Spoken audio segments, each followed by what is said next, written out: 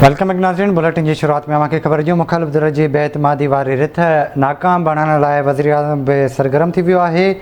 वज़ीर आज़म इमरान ख़ान हिकु ॾींहं जे दौरे ते अॼु कराची पहुची रहियो आहे। इमरान ख़ान MQM पाकिस्तान जे आर्ज़ी मर्कज़ बहादुराबाद वेंदो। वज़ीर आज़म सां पीर पागारी जी मुलाक़ात न थींदी। GDA मेंबर सायरा बानो जो चवणु आहे त पीर पागारी जी तबियत नासाज़ी सबबि मुलाक़ात न थींदी, जॾहिं त पीर सदरुद्दीन शाह ज़ाती मसरूफ़ियतनि सबबि खैरपुर में आहे। तव्हांखे ॿुधायूं पिया, वज़ीर आज़म सां गवर्नर हाउस में PTI MPs ऐं पार्टी अॻवान बि मुलाक़ात कंदा, जॾहिं त वज़ीर आज़म अवामी मेड़ में शिरकत बाबति ख़िताब कंदो। अहम ख़बर आहे, तव्हांखे ॾियूं पिया, मुख़ालिफ़ धिर जे बेएतमादी वारी रिथ नाकाम बणाइण लाइ वज़ीर आज़म सरगर्म थी वियो आहे। वज़ीर आज़म इमरान ख़ान हिकु ॾींहं जे दौरे ते अॼु कराची पहुची रहियो आहे। इमरान ख़ान MQM पाकिस्तान जे आर्ज़ी मर्कज़ बहादुराबाद बि वेंदो।